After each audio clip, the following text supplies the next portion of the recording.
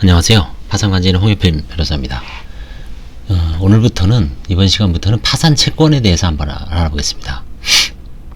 파산채권은 크게 교과서에 파산채권의 의의, 파산채권의 조사, 파산채권의 확정 절차, 뭐 이런 식으로 지금 해설이 되어 있는데, 이걸 한번 좀 나눠서 해야 될 것 같습니다. 파산채권의 의의.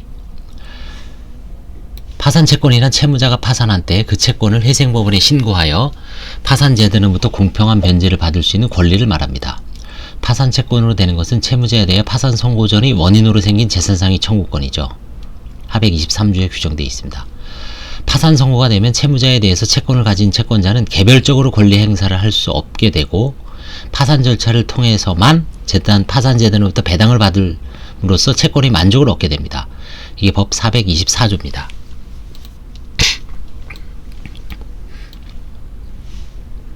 자, 그러면 파산채권은 어떤 요건이 있어야 되냐?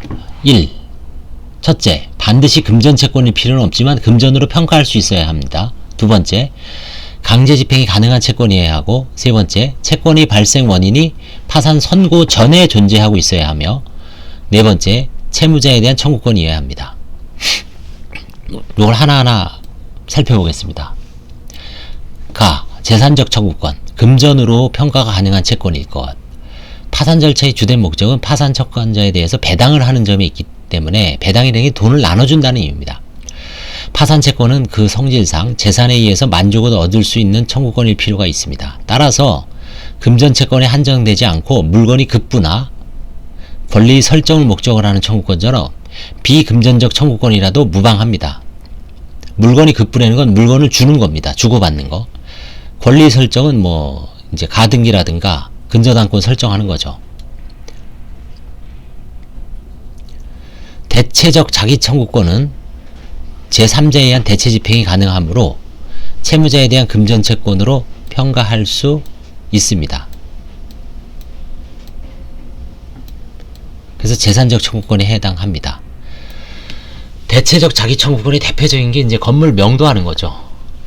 채무자가 직접 안 합니다. 계계예요. 그럴 때 채권자가 다른 사람을 시켜서, 법원 집행관을 시켜서 대체하는 거죠. 그래서 이제 그 행위를 하는 거죠. 쫓아내는 겁니다. 그렇지만 비대체적 자기 청구권은 금전채권으로 전환할 수 없으므로 파산채권이 될 수 없다. 예를 들어서 연예기획사와 배우가 어디에 출연하는 계약을 맺었는데 그 배우가 출연을 합니다. 채무자의 출연, 그 다음에 면적교섭권이나 화가가 언제까지 그림을 그려야 하는 채권은 그 사람만 할 수 있죠. 대체가 불가능하죠. 그 배우만 출연할 수 있고, 면적교섭권은 그 부모만 면접을 할 수 있죠. 대신해서 누가 할 수 있는 게 아닙니다. 그 화가만 그림을 그릴 수 있습니다. 이런 채권은 파산채권이 될 수 없습니다. 부작위 청구권, 어떤 행위를 하지 않는 것. 예를 들어서 대표적인 이제 그 상간소송에서 부작위를 정합니다. 편지를, 서신, 문자, 대화, 만남 이런 걸 일체하지 않는다. 그런 것도 금전채권으로 전환할 수 없으므로 그 자체로는 파산채권이 될 수 없습니다. 다만 비대체적 자기 청구권이나 부작위 청구권도 파산 선고 전에 그 채무 불이행을 인하여 손해배상 채권으로 전환된 경우나 간접강제가 발생한 경우에는 그 청구권은 파산채권이 된다. 상간녀 소송에서 그 행위를 위반할 때마다 100만원씩, 그게 간접강제거든요. 이미 발생해서 10번이 발생했다. 그럼 1000만원, 100만원, 1회당 100만원은 1000만원이 파산채권으로 될 수 있고, 그 다음에 배우의 출연에 대해서 출연을 안 해서 이제 손해배상으로 3천만원 확정이 됐다. 파산채권이 된다는 얘기입니다. 순수한 신부법상의 권리도 파산채권이 될 수 없으나 파산선고전의 불이행으로 인하여 손해배상 청구권이 된 경우에는 파산채권이 된다. 결국은 다 돈으로 바꿀 수 있는 경우에만 파산채권이 된다는 얘기입니다. 나항, 강제집행이 가능한 채권일걸. 파산 절차는 파산재단에 속하는 재산에 대해서 채무자의 관리처분권을 배제하고 강제적으로 매각 환가한다는 점에서 강제집행 절차와 공통의 기반에 입각한 절차입니다. 따라서 채권이 민사집행법상 강제집행에 적합하지 않은 경우에는 파산 절차에서도 만족을 얻을 수 없습니다. 이러한 채권이 예로서 이자제한법 위반의 초과이자나 불법 원인 급여 반환 청구권 등이 전형적인 경우입니다.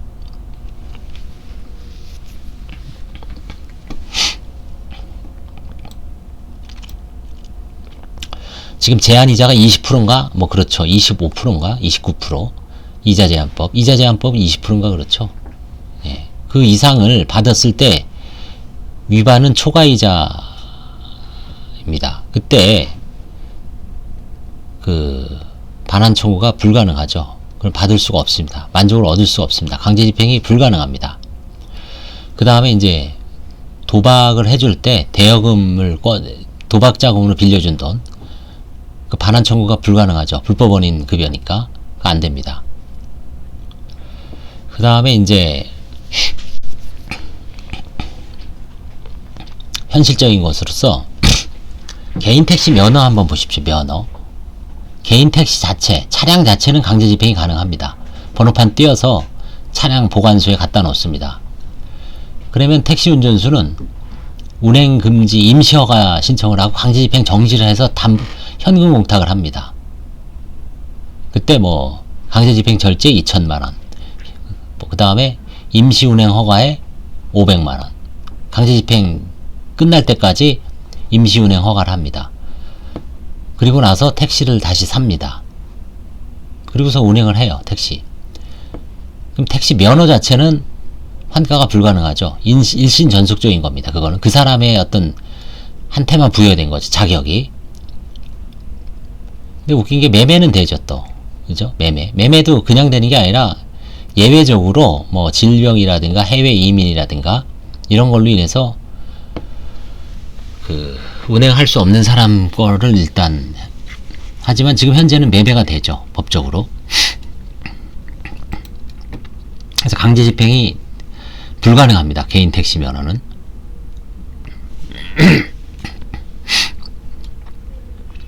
다만 개인 파산 들어올 때 임의매매는 가능하죠. 임의매각. 파산 선고주의 원인에 기하여 생긴 청구권일 것이 요합니다. 파산재단에서 고정주의가 채용되어 있다는 것에 대응하여 파산채권은 파산 선고 전이 원인으로 생긴 청구권이 요구됩니다. 그렇지만 청구권이 파산 선고 시에 이미 현실로 발생하고 있을 필요는 없고 그 발생 원인이 파산 선고 전에 구비되어 있으면 족합니다. 또한 발생 원인이 전부가 파산 선고 전에 완비되어 있을 필요는 없고 채권이 발생에 필요한 사실이 대부분 기본적 구성요건 사실이 구비되어 있으면 족합니다.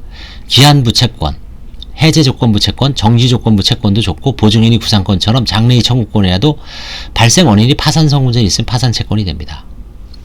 기한부 채권은 어떤 기한을 정해놓는 거죠. 몇 년 며칠 돼야지 채권이 발생은 까지 권리 행사를 할 수 있는 거. 해제조건부 채권은 조건이 성취되면 권리가 소멸되는 거고 정지조건부 채권은 조건이 성취돼야지 채권이 성립하는 거죠.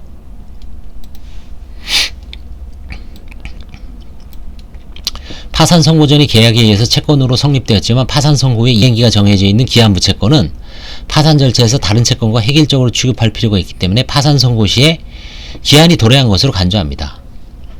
이를 파산 채권이 현재화라고 부릅니다. 그렇지 않으면 그 채권이 기한이 도래할 때까지 어떻습니까? 배당이 불가능하죠. 파산 절차가 종료되지 않기 때문에 절차의 신속성을 요청을 해야죠.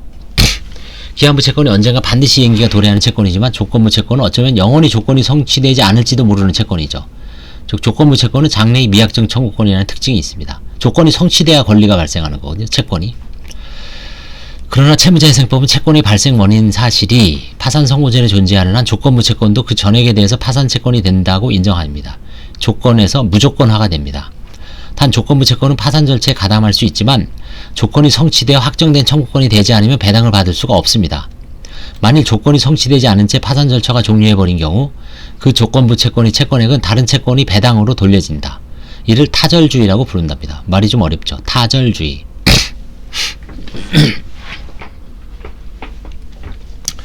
우리 건설공사에서 타절이라는 용어를 쓰죠. 타절.